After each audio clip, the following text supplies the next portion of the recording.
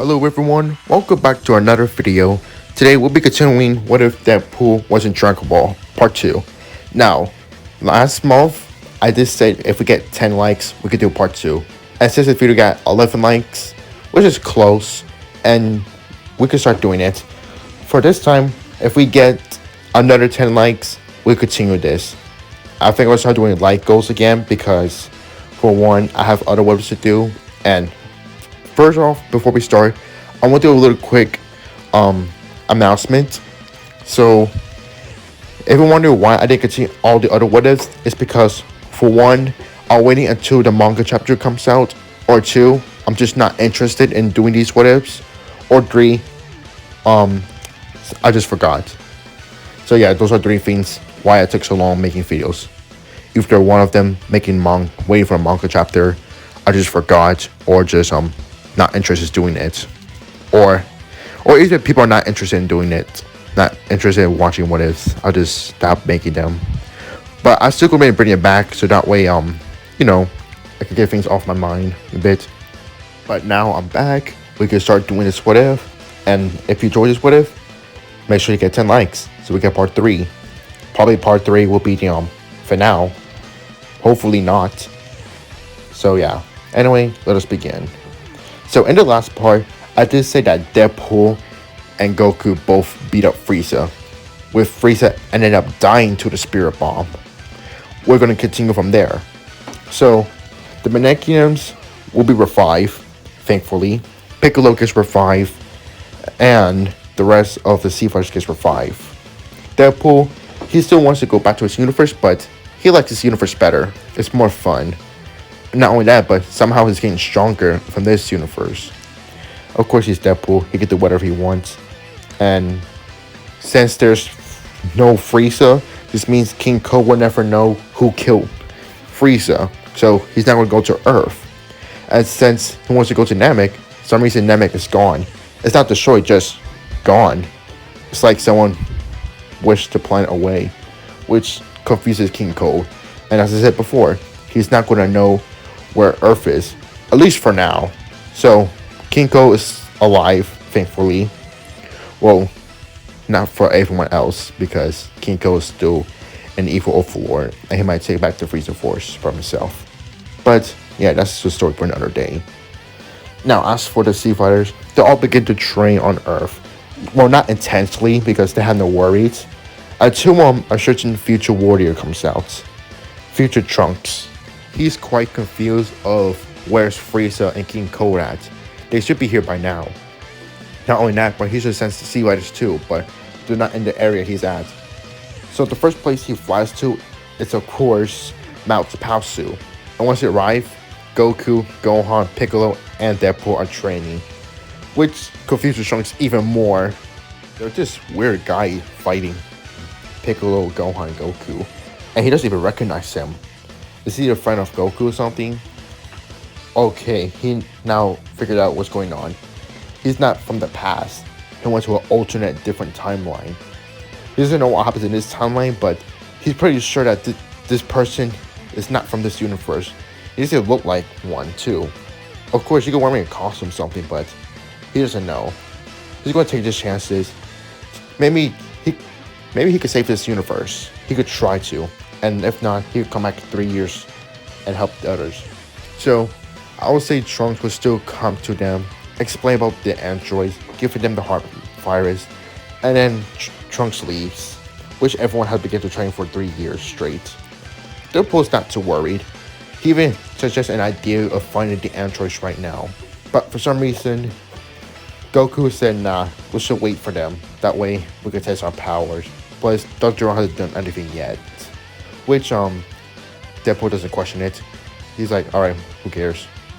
So, all of them begin to train for 3 years. 3 years pass, everyone arrives at the location where the android should be at. And since nobody can sense the android's energy, they all have to split up.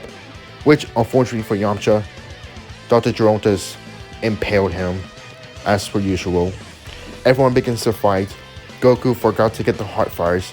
It's pretty much the first encounter just play out the same. Actually, to be completely honest, everything will play out the same. Well, not everything though. And you see why later. So really, the androids come out, 1718 will still arrive. Even with Deadpool there, they're still able to defeat the Sea Fighters. I forgot to mention that Goku got Super Saiyan. Well, during the time skip, Trunks did show them Super Saiyan, so Goku will still get Super Saiyan. This also means that Vegeta gets one as well.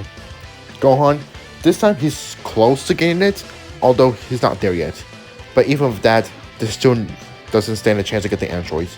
Yeah, you could also say that the androids must be weaker, but that doesn't matter since the Zeros are also weaker too. So really, everyone still get their butts handed. 18 kisses Krillin as usual. Piccolo still ended up feasting with Kami, with Deadpool on the ride. Then we met Cell, which Cell is also confused on who this new guy is, but he doesn't care. Even with 3 of them, or 2 of them actually, against Cell, they would do actually bully him and still get the information out of him. Cell escape. He fights Piccolo in 17, gets his semi-form. Deadpool tries to interfere with Tien, although the both of them are no match. Even with Deadpool's strong factor or healing factor, he still doesn't stand a chance. He is getting stronger though throughout the battle, and Cell does have to try a little bit to knock out Deadpool. His battle was super the same with Vegeta, which leads to him getting his perfection form and announcing the Sound Games, which everyone began to train harder. Deadpool, he decided that maybe his swords isn't enough. Maybe he's bigger swords.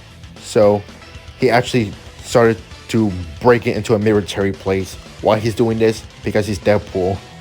He able to grab bigger blades. And after that, he went to the Hyperbolic Time Chamber, which he actually learned how to fly during these 7 years time skip. I mean, he'd be stupid not to learn this. Of course, he also learned some Goku's techniques during the 3 years, because he's Deadpool. He'd be stupid not to learn this.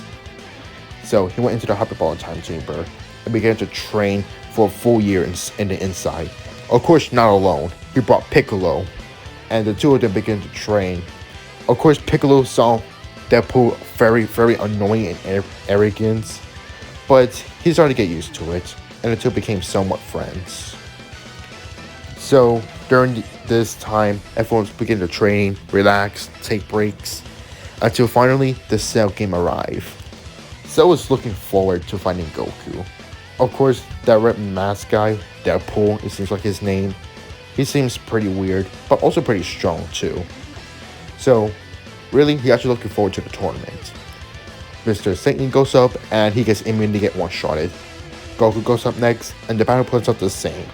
Yes, Goku is stronger than Canon, but it's not gonna work since Cell has the regeneration and the technique abilities, which he was short out with Gohan as the same, which Cell will still lead out the Cell Juniors as every Super begins the battle. However, Deadpool is much stronger, and he started to show off his new strength.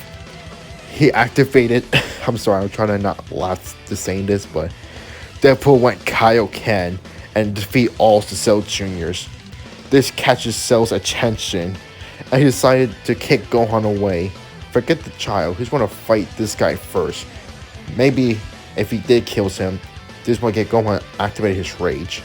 So Deadpool and Cell begin the battle. At first, Cell has the upper hand, but Deadpool was just playing around. He started using Kaioken times 10 and started using bigger blades and even guns. This catch Cell off guard. He didn't expect this guy to learn Kaioken times 10. And then he started getting beaten around. How is this possible? Because Deadpool said because he can, which just makes Cell even angrier. Cell powers out to his full power, decided that he's gonna kill him once and for all, which Deadpool does the same, and the 2 begin to clash, having an epic battle. Well, at first, but Cell forgot Deadpool could activate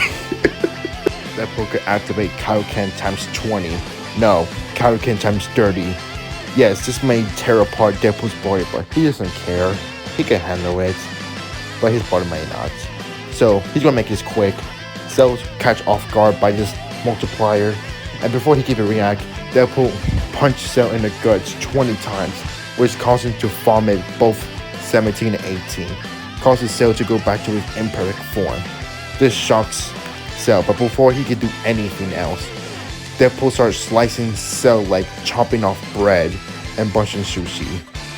When Cell turns to tiny little pieces, Deadpool starts charging up a Kamehameha, and before Cell can even regenerate back to his normal self, he fires the attack, completely obliterating Cell.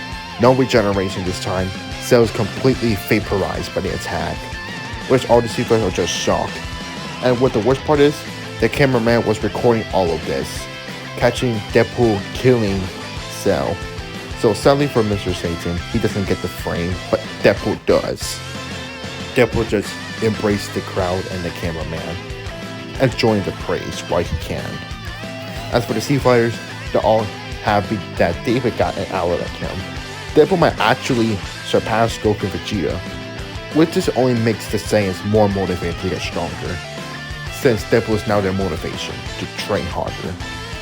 Of course, Vegeta is still pissed that he never gets a chance to fight Cell and the rematch, but whatever. He gets to fight Kakarot for at least 7 years for now, which we believe he's off for now.